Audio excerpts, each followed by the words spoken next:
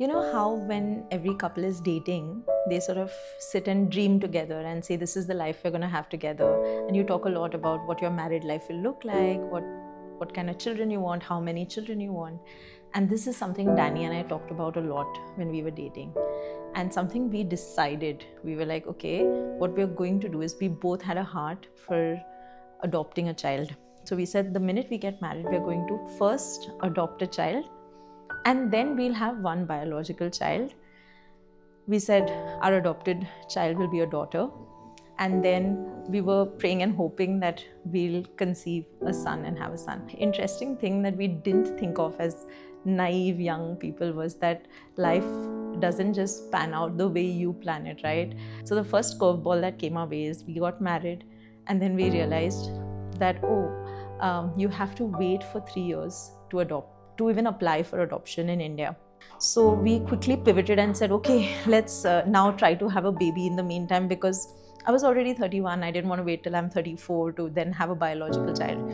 We started trying, and then the second curveball came our way. We learned that, it's not that every time you think that, I'm going to just have a baby now, you can just have a baby, right? We had a lot of challenges trying to conceive. It really wore us down, but more than Danny, I think it really affected me because I was overwhelmed with desire. When 2019 Feb arrived and we completed 3 years, and at that time I told Danny, okay, let's quickly apply for adoption. We were still trying to have a baby and that wasn't happening for us. Then we applied for adoption and got on the list by August 2019, and our number on the list was 1065. So we were 1,000 on the waiting list, and we were told it'll take about 1.5 years for us to get a baby. In the meantime, the third curveball came, which was COVID. And so everything froze. The whole waiting list just froze for 6 months. And I remember in May of 2020, I was at my lowest. I think I had hit rock bottom. I would attend church online, and I would just go to God and be like, Lord, why? What am I doing wrong that you're not fulfilling this one overwhelming desire that I have? At this point, I remember very distinctly one day during worship, I felt like the Lord asking me, am I enough for you? And I didn't understand what he was trying to say, but I think he was trying to say, if you never have children, will I be enough for you?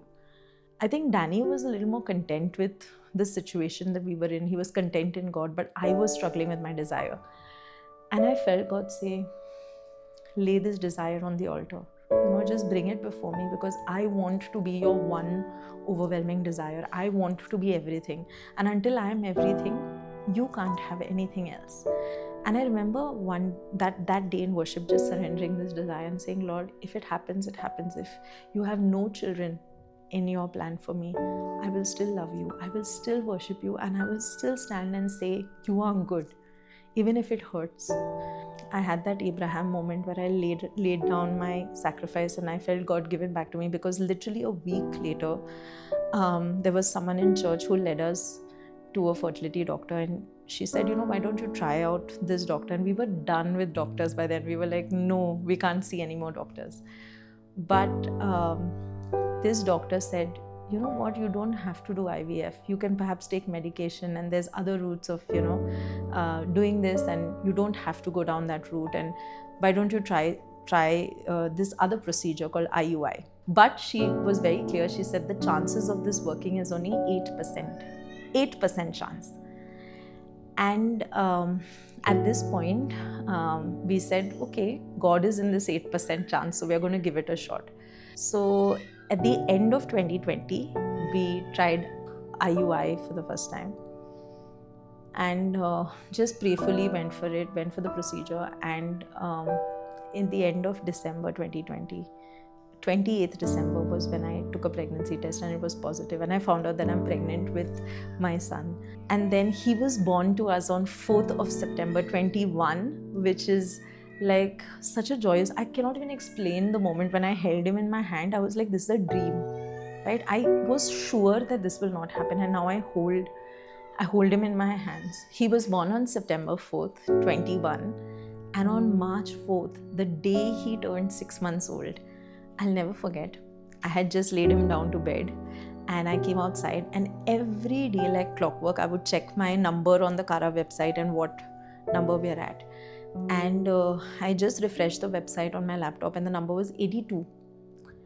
And my husband came running from the hall because he got a call, and he said, "Oh my gosh, babe, we got a call from Kara. This was a call from an orphanage in Bhagalpur in Bihar." I had never heard of this town. I didn't even know it existed. By the end of March, we were on a flight to Bhagalpur. We went, we met Amy. I mean, it was love at first sight, you know. The funniest thing in all of this is when we met her and we got to know her, she was born, her birth date is 23rd of July, 2021. And she's 6 weeks older than my son. And I don't know, that little fact was so, that little detail, I felt the Lord was so sensitive to that one desire that we wanted our adopted baby to be our first baby. And He knew that, and she was already born before Jamie came to us. So I'm so in awe and wonder of what God did, you know, through this whole thing and how she came to us. The other thing is, we knew we are getting a girl, so we named her Amy. Amy, the word Amy means beloved in French, and we spell it in the French way as well. And we named her Beloved because we said, you know, we're just going to love this baby so much, and she's going to bring so much love into our lives.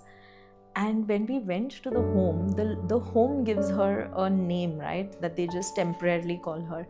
And the name that they had kept for her was Swati Priya, which is love.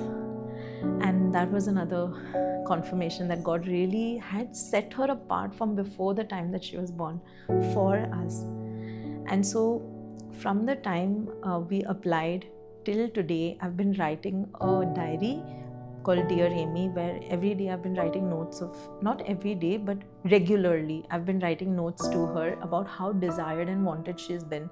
Someday I hope she'll read it and know that she wasn't an afterthought, that she was deeply desired by God, and God put this desire in our hearts.